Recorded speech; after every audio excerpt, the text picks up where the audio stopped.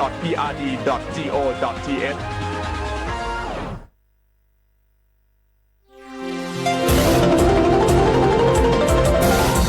วิทยุแห่งประเทศไทยให้ความรู้คู่ความสุข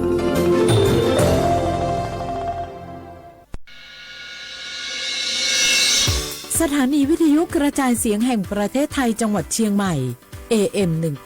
1476 กิโลเฮิรตซ์สถานีวิทยุภาคภาษาชาติพันธุ์แห่งเดียวในประเทศไทยที่มีความทันสมัยเชื่อถือได้สร้างอัตลักษณ์กลุ่มชาติพันธุ์สู่สากล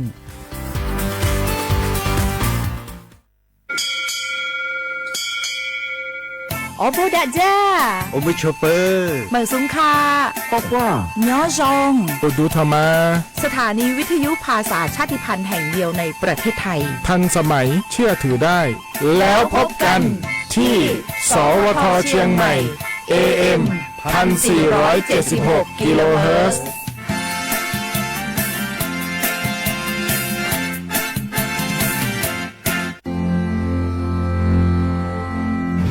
รากฐานสังคมไทยตั้งแต่อดีตจนถึงปัจจุบัน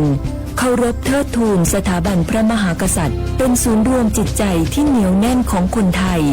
ในเวลาที่เกิดวิกฤตทางการเมืองพระบารมีของพระเจ้าอยู่หัวก็ทำให้เกิดความสงบและช่วงที่เกิดวิกฤตเศรษฐกิจปรัชญาเศรษฐกิจพอเพียงของพระเจ้าอยู่หัวรัชกาลที่ 9พระราชทานให้กับคนไทยก็ทำให้ผู้ที่น้อมนำมาปฏิบัติมีภูมิคุ้มกันและไม่เกิดความเสียหายพระปฐมบรมราชโองการของพระเจ้าอยู่หัวรัชกาลที่ 10เราจะสืบสานรักษาและต่อยอดและครองแผ่นดินโดยธรรมเพื่อประโยชน์สุขแห่งอาณาราษฎรตลอดไปพระมหากษัตริย์ไทยทุกพระองค์ทรงห่วงใยราษฎร์เสมอสถาบันพระมหากษัตริย์ไทยศูนย์รวมใจไทยทั้งชาติ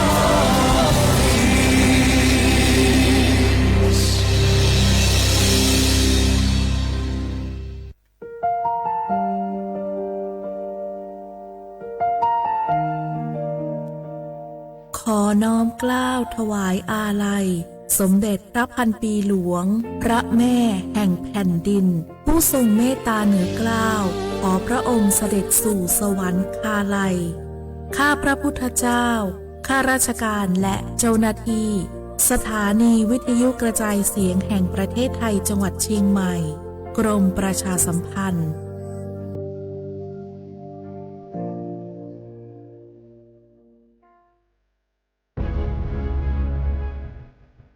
จังหวัดเชียงใหม่ขอความร่วมมือทุกภาคส่วนงดการเผาเพื่อลดปัญหาหมอกควันและมลพิษทางอากาศจากการเผาป่าและการเผาเศษวัสดุทางการเกษตรตามประกาศมาตรการสำคัญเพื่อควบคุมการเผาในพื้นที่ต่างๆโดยไม่อนุญาตเพื่อมีการเผาใดๆทั้งสิ้นเพื่อเป็นการลดมลภาวะจากฝุ่นละอองขนาดเล็ก PM 2.5 ตั้งแต่ 1 มกราคมถึง 31 พฤษภาคม 2569หากจำเป็นสามารถลงทะเบียนขออนุมัติผ่านระบบไฟล์ดีดหรือเบิร์นเช็คฝ่าฝืนต้องระวังโทษจำคุกและปรับหรือทั้งจำทั้งปรับจังหวัดเชียงใหม่ส่งเสริมการใช้เทคโนโลยีในการจัดการขยะและเศษวัสดุทางการเกษตรเพื่อลดการเผาในอนาคตและสร้างสภาพแวดล้อมที่ดีขึ้นในระยะยาวหากพบเห็นการเผาในพื้นที่ห้ามเผาหรือพบผู้กระทำผิดสามารถแจ้งข้อมูลได้ที่053-112-808 หรือ 191 ตลอด 24 ชั่วโมง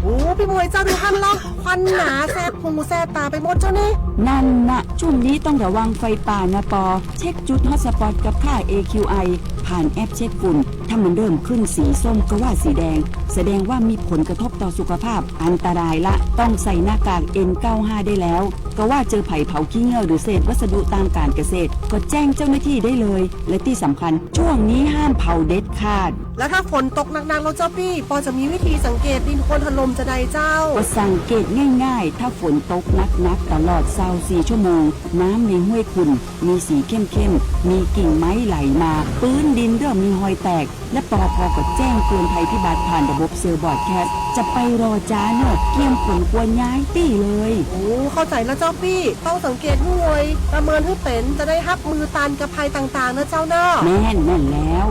สาธารณภัยไม่ใช่เรื่องไกลตัวรู้ก่อนเตรียมตัวก่อนลดความเสียหายทั้งชีวิตและทรัพย์สิน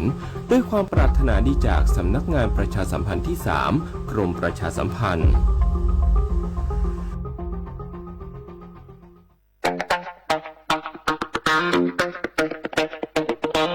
จากอาหารไทยมวยไทยดนตรีไทยไปจนถึงเทศกาลไทยและงานศิลปะไทยวันนี้ซอฟต์พาวเวอร์ทั้ง 14 สาขากำลังส่งพลังครั้งใหญ่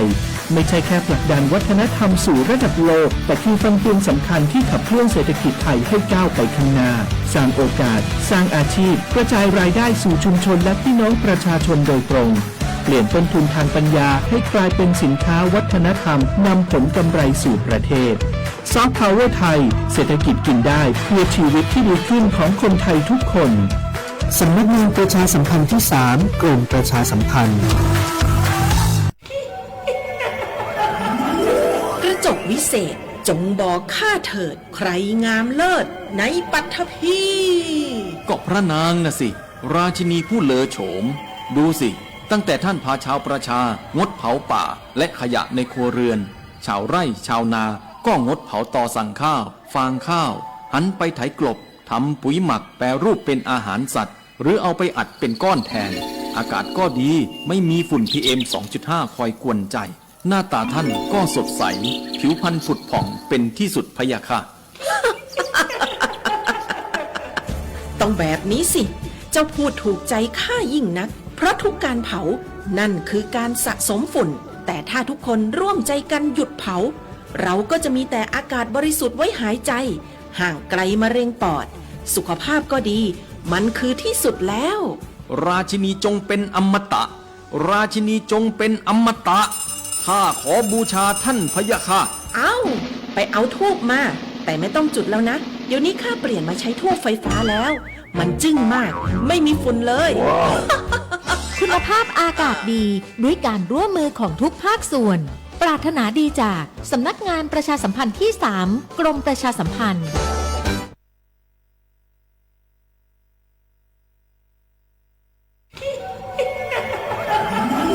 กระจกวิเศษจงบอกข้าเถิดใครงามเลิศในปัทภีก็พระนางน่ะสิราชินีผู้เลอโฉมดูสิตั้งแต่ท่านพาชาวประชางดเผาป่าและขยะในครัวเรือนชาวไร่ชาวนาก็งดเผาตอสั่งข้าวฟางข้าวหันไปไถกลบทำปุ๋ยหมักแปรรูปเป็นอาหารสัตว์หรือเอาไปอัดเป็นก้อนแทนอากาศก็ดีไม่มีฝุ่น PM 2.5 คอยกวนใจหน้าตาท่านก็สดใสผิวพรรณผุดผ่องเป็นที่สุดพะยะค่ะ ต้องแบบนี้สิเจ้าพูดถูกใจข้ายิ่งนักเพราะทุกการเผานั่นคือการสะสมฝุ่นแต่ถ้าทุกคนร่วมใจกันหยุดเผาเราก็จะมีแต่อากาศบริสุทธิ์ไว้หายใจห่างไกลมะเร็งปอดสุขภาพก็ดีมันคือที่สุดแล้วราชินีจงเป็นอมตะราชินีจงเป็นอมตะข้าขอบูชาท่านพะยะค่ะไปเอาธูปมาแต่ไม่ต้องจุดแล้วนะเดี๋ยวนี้ข้าเปลี่ยนมาใช้ธูปไฟฟ้าแล้วมันจึ้งมากไม่มีฝุ่นเลย คุณภาพอากาศดีด้วยการร่วมมือของทุกภาคส่วนปรารถนาดีจากสำนักงานประชาสัมพันธ์ที่ 3 กรมประชาสัมพันธ์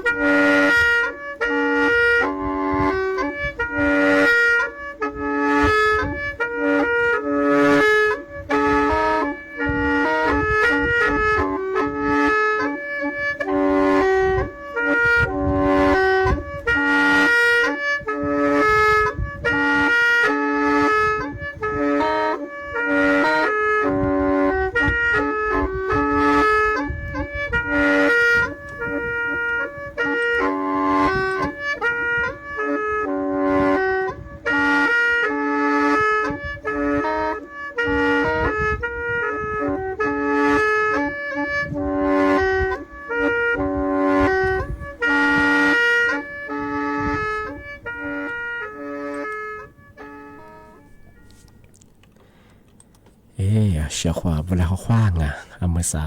ญีโมคว้าญีสามโมงอ่ะเอาลิซุงโอดูจุดขวาจบไปแล้วอ่ะเอาลิซุงโอ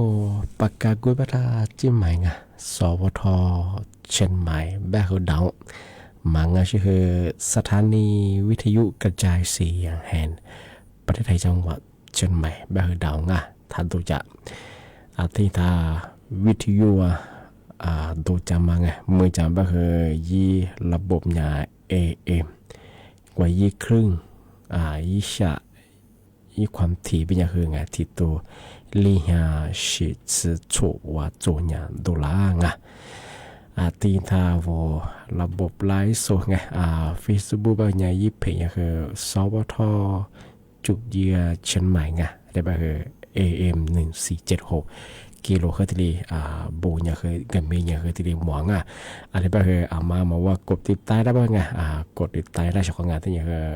สุดๆแปลว่าช่องที่กดไลค์กดแชร์เยอะช่องงาน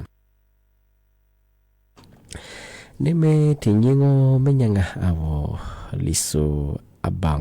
ไม่ยังคือสาหัสสงวนนี่ไม่ถึงยังแบบคือแหวนยังไงยี่โกนี่โตนี่จะโชกไทยบาก็คือว่าที่นี่ยังไงนี่ไม่ถึงยังแบบคือนางหวานยี่เปล่าโง่บายี่สิบมาตรองบาลีฮาเชียบก็คือบายี่สิบมาแบบว่าที่นี่ตรองสันไหนแบบคือนาชูนี่วันนี้แบบคือนานี่นาชูนี่นานี่แบบคือวันหยุดราชการสภาสมามีก็แบบคือนาชูนี่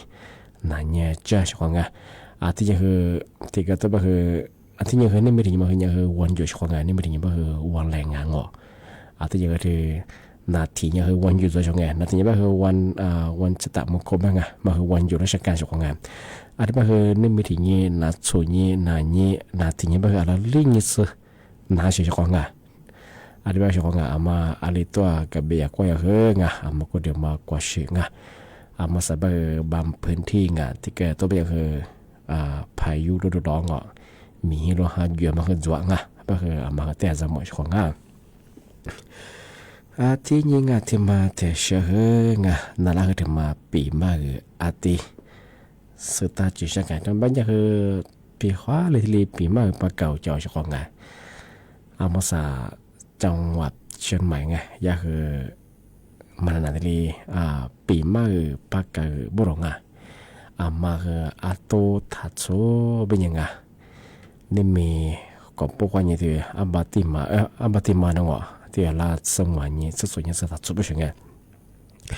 ตัวคือพัดโซบคืออะไรกันเลยเป็นยังคือยิมบอกควางอันตุขุชะ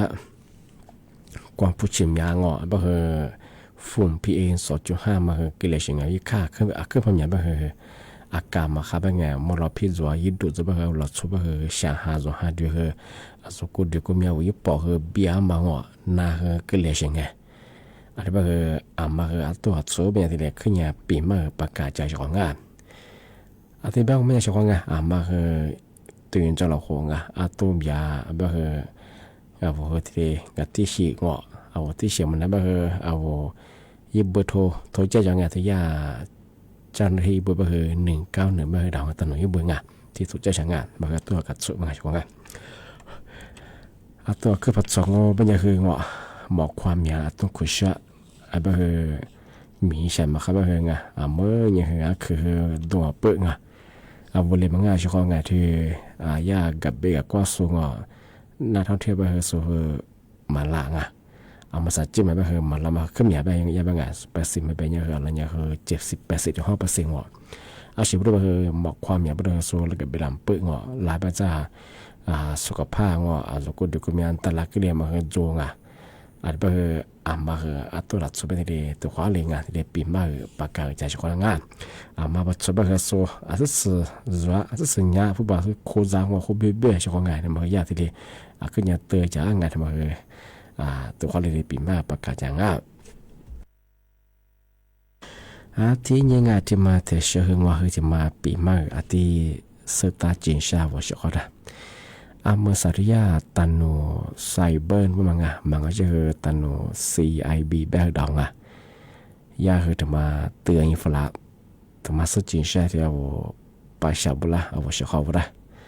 阿么啥กลุ่มมิชาชิงะลัดโชมาคาสูติบุมังะยาญาที่แบบไงงอนญาเจ้าหน้าที่ที่กลุ่มที่ดิน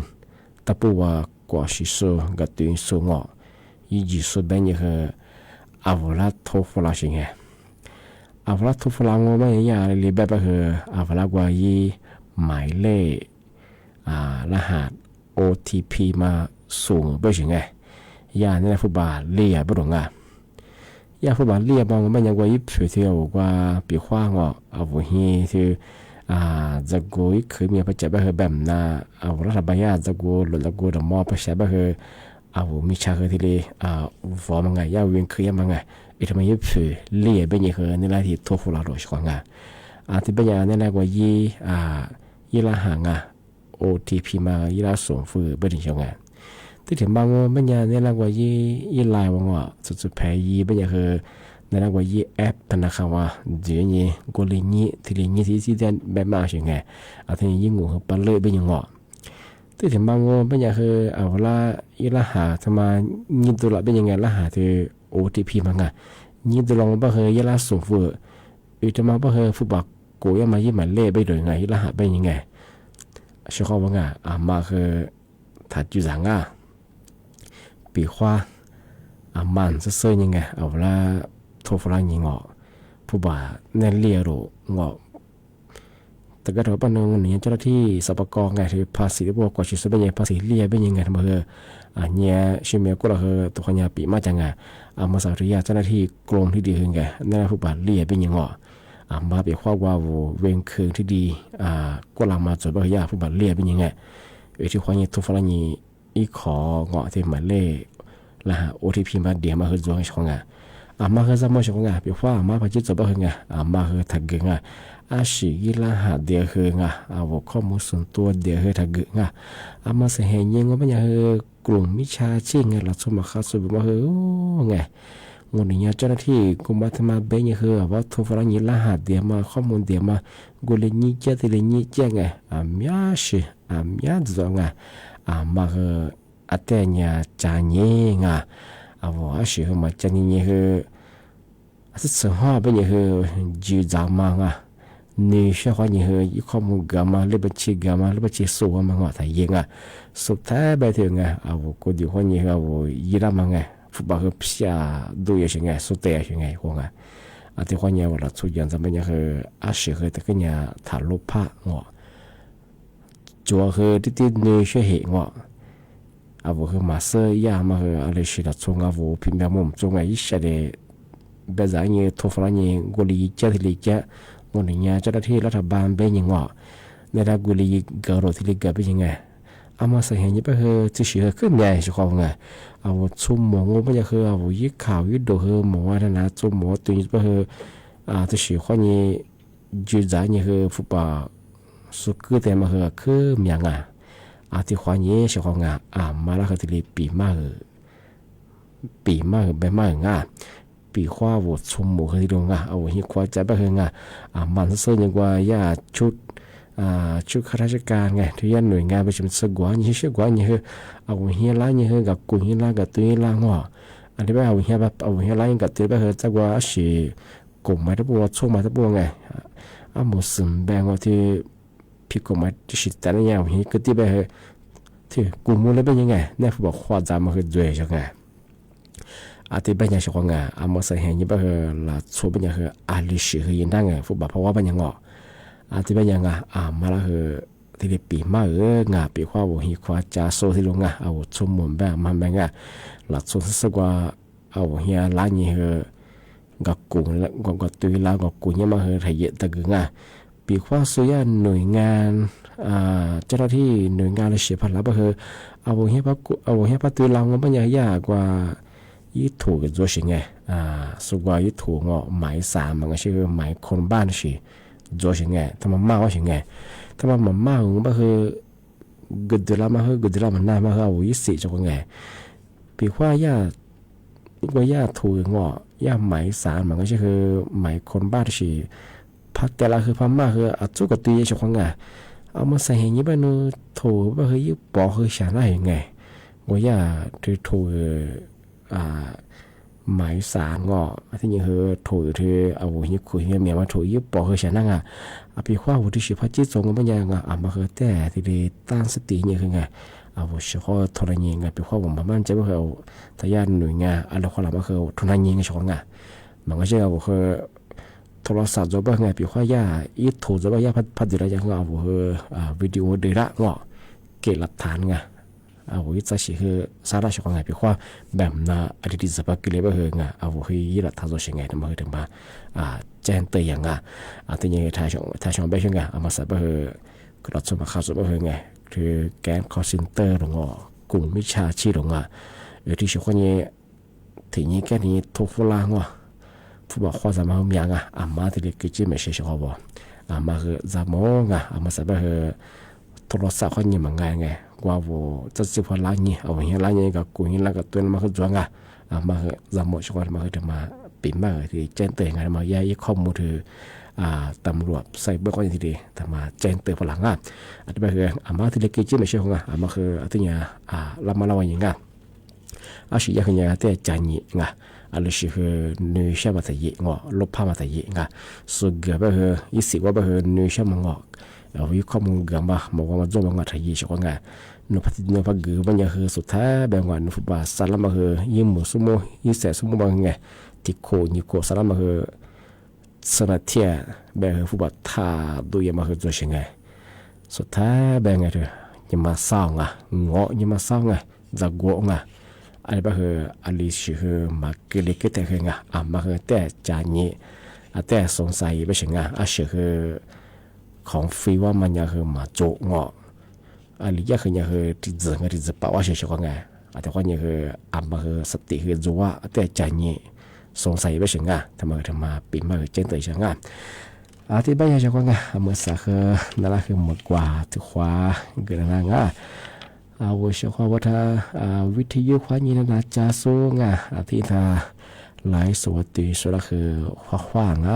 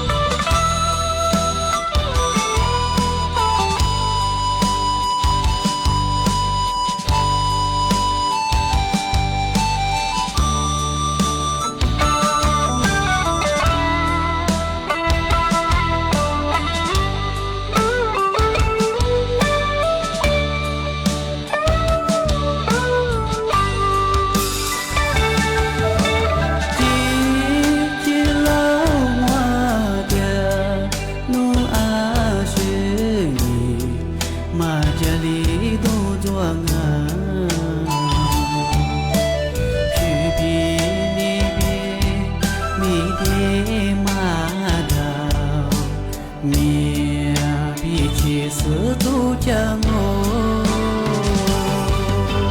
努力我呀阿里的女比呀呵他们的来啊给叫努力呀我里我阿里的么别的咱们家我你呀嘛努的路努力我呀阿里的女比呀呵他们的来啊给叫努力呀我里我阿里的么别的咱们家我你呀嘛努的路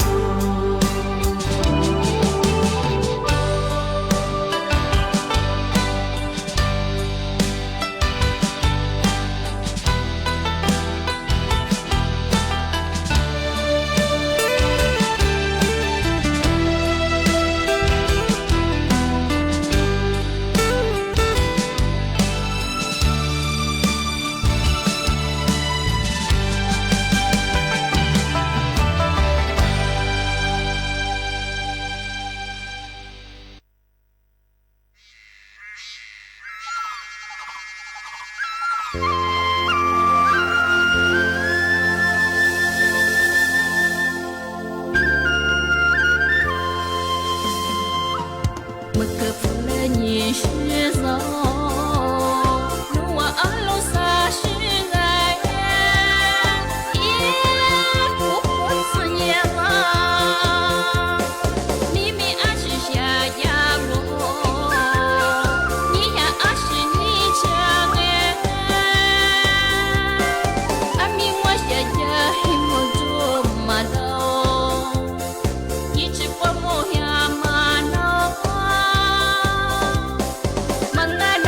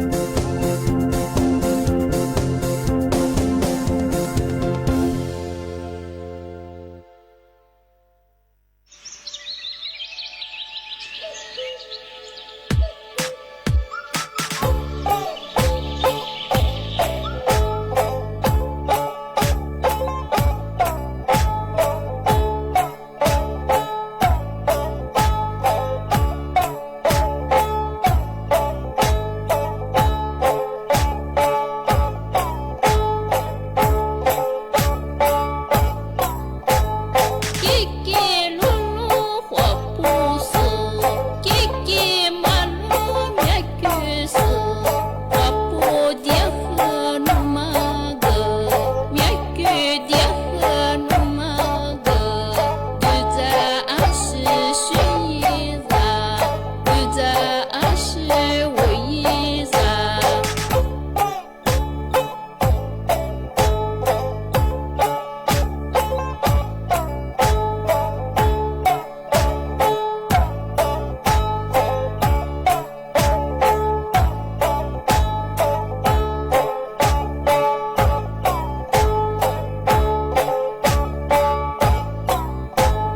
叽叽噜噜活不死，叽叽嘛噜灭去死，活不跌和那么个，灭去跌和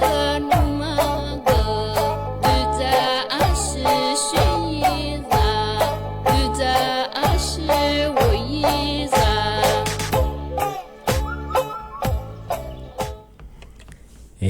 学话不啷啊，他妈的学很话，但他妈比嘛是打金山，有他妈阿妹提木了，我怎么样个的话呀，比嘛不加油啊，那个你没的话，比嘛啊。อามาสาดยาตันโนไซเบอร์ไงมันก็ชื่อตำรวจ CIB ไงยาดมาตเดแจ้งเตือนฝรั่งชอบไงอามาบอกว่ายี่คลิปวิดีโอชาสุงไงว่าว่าสร้างคอนเทนต์ยังมังที่นี่ยี่แชร์สุง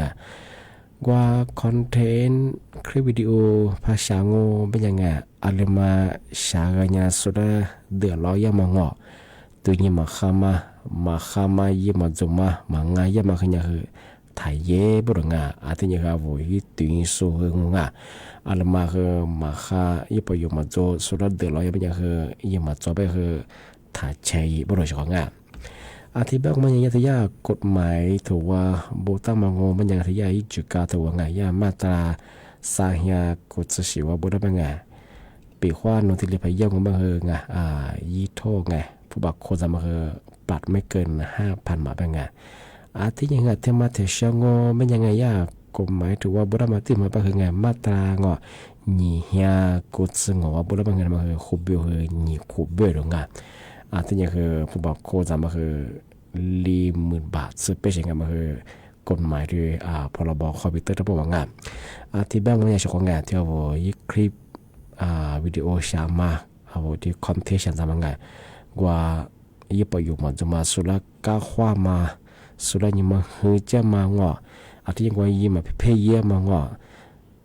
จริงจังมั้งดิฉันรู้ว่าตัวอย่างว่าสู้ทำมาคือยังคือถ่ายยี่ไม่ถึงที่ยังว่ายึดตีสู้กว่าสุดท้ายนี่เกิดมากุใช้มังสมใจมาถ่ายยี่ไงช่องที่ถึงมังไม่ยากว่าว่ายี่ข้อมูลว่าสู้แต่ละนี่มาขายยี่มังมาไงยี่มาคือทำมาคือถ่ายยี่ทำมายี่ไม่ยาคืองไปเที่ยวทำมาคือยี่จำคุยมาไงไม่เกิน5 ปีไงปีว่านั่นคือว่าว่ายี่ข้อมูลมังสิแต่ละยี่นี่จะว่าช้ายังไงนสร้างคอนเทนต์มังยี่ไปอยู่มันโจนุพยามาคือสุดาเดือดร้อนมังสุดาเสียหายยี่มาพักเลี้ยงไม่ไงมันเนี่ยจำคุยเนี่ยโคเบลหัวโคตรเบื่อช่วงไงผู้บักโคตรมันเนี่ยคือที่ชาติสุดที่เรียกโคตรร้อนที่แบงก์มันเนี่ยช่วงมาคือทายยังไงปีว่าโนพยายามมาคือว่าโนยี่ปอยู่จวบมังตัวเนี้ยข้ามาสุดามาเดือดร้อนมาสุดามาเสียหายนะมังที่สิ่งที่น่าเสียไงที่แบงก์ช่วงว่าเธอคอนเทนต์ชาสูงมันยังไงมาคือเนี่ยอาชีพคือเนี่ยตัวดูใจเนี่ยส่วนยังไงอะไรมาเยี่ยสุดาเดือดร้อนมังสุดาก้าวข้ามาสุดาจูเจมังสุดายังมาหื้อเจมาตัวเนี้ยคือมามังเป็นยังไงที่ชิมาทายงนึกปีว่านึกที่ชิไปเยอะนึกว่ายี่ยอเวียนพันธุ์ชอบยังไงมาเนี่ยอะไรอย่างเงี้ยกลุ่มมันนั่นสุดยังไงทำไมทำไมเจนตัวฝรั่งอะไรแบบเอามาที่เล็กเชื่อไม่เชื่อไงปีว่าน้อยชิทำไมยี่คิวดูภาษาว่าไงว่ายี่ประโยชน์ข้ามมางที่ชิใช้ของที่บ้านก็มันยังเชื่อของไงนี่มีขึ้นปีมาคือที่เหลือจวง ที่บ้านเนี่ยคือสั้นเนี่ยจุ่มมันควรยังคือจิ้มมันคือที่ขวาหมดแล้วกว่าที่นี่ถ้าช่วงนั้นไปเรื่องไงที่นี่มีก็พวกคนยังคือลาสั้นเนี่ยวันนี้สิ่งยังคือเอาพันเหนือบางพื้นที่ยังคือมีฮีโลหะเยอะมาคือจัวมือหาเลี่ยมมาคือจัวงอหัวสืบเชียมีก็เยอะมันกุเปียมางะบ่คือเอามาคือตัวคืออันเล็กกว่าเยอะงะเอาโลชิสบ่คือยังงะที่เนี่ยละมันละว่ายังงะมีโลหะเยอะบ่คือโลชิมาคือแต่ก็เนี่ยถ้าชิมงอตะตาเนี่ยเชื่อของงะที่เนี่ยคือเอาโลชิบ่คือจัดคนเนี่ยว่าชิบ่คือเนี่ยก็จะมาจังงะจัดจะบ่เนี่ยคือยี่ซอยเมียงอจะกุเมียจะเนี่ยคือเมียบ่คือโลชิสบ่ไงตตาเนี่ยเชื่องะแล้วก็หมดแต่เชื่อแก่ที่กูตัวเองที่เนี่ยคือนี่มีเสนอวันนี้บ่เหงวันอยู่เหอะไรเนี่ยสานี่ลิงสุดว่าเชื่อของอามาเลยตัวกับเบียเหงอามาก็เดี๋ยวมากว่าเชื่องวันโลที่สุดเนี่ยคือเตะอีโมบุริจิงที่เนี่ยคือโลเชื่องพังกับเบียคือที่สักวันแต่บางเสนอถ้าเกิดโดนก็ไม่จะถึงโลนี่สักชั่วโมงไปใช่บ่คืออีโมสุดทัวร์บ่คืออันตรายยังโลเชื่อบ่คือยังมาคืออีโมสมัยกับไทยยังไปอีโมเชื่อบ่คือแต่คืนน่ะแต่มื้อนี้โลเชื่องปีควันเอาไว้มือสุดท้ายจะเปรี้ยวบ่เหงามาจะก็จะบ่เกิดอุบัติเหตุมาสุดยอดมาสู้เสียหายอย่างไงแต่ควันอย่างมาจามองปีควันโนหลบเชื่อบ่ไงนี่มันคือในใช้ตาเนี่ยจะเตะวันตาบุจริงแสดงตัวบ่เหยียบ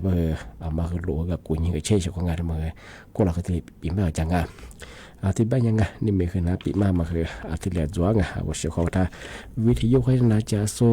ที่ทำไลฟ์สู่ตีสุดคือบ่มองว่าเชื่อเขาถ้าคือจะชิจามาผู้ชายชิจาว่ากันเนี่ยว่าเจ้าที่นี่คือที่นี่กันเนี่ยว่าคือด้วยอะไรก็จะคือไปเปลี่ยนยี่ห้อว่าเนี่ยกูเจ้าเชื่อเขาที่บ้านนี่ไม่เคยนะปีมาคือที่เหลือจ้วงว่าเชื่อเขาถ้าคือทัศน์ดินาที่เอาเขาว่าสวัสดีครับ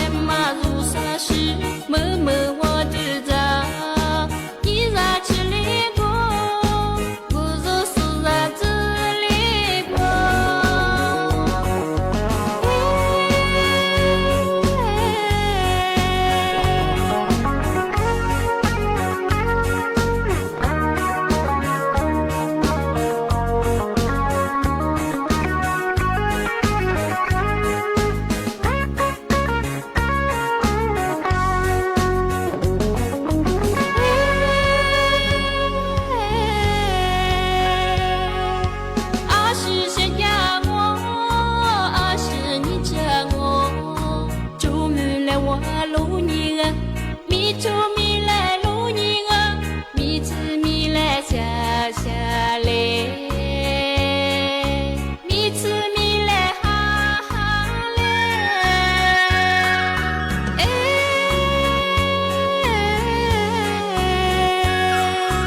对你啊，爸爸妈妈中。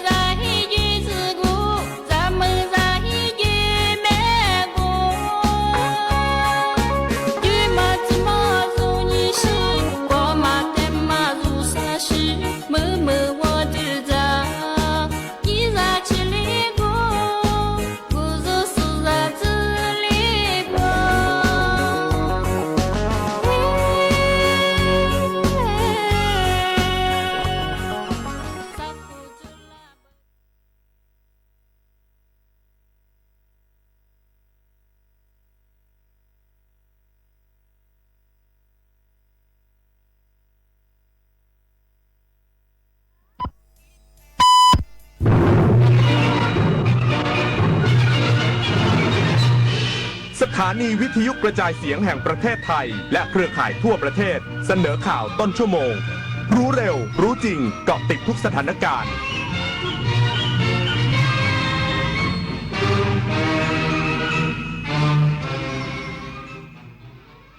รับฟังข่าวต้นชั่วโมง 15 นาฬิกากับธราวุฒิวิชัยดิษฐ์ครับ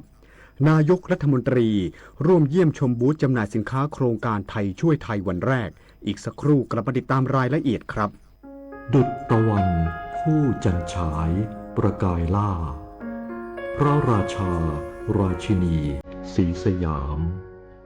วันราชาภิเษกสมรสปรากฏงามเทิดพระนามสองพระองค์ทรงพระเจริญด้วยเกล้าด้วยกระหม่อมขอเดชะข้าพระพุทธเจ้าคณะผู้บริหารข้าราชการและเจ้าหน้าที่สถานีวิทยุกระจายเสียงแห่งประเทศไทยกรมประชาสัมพันธ์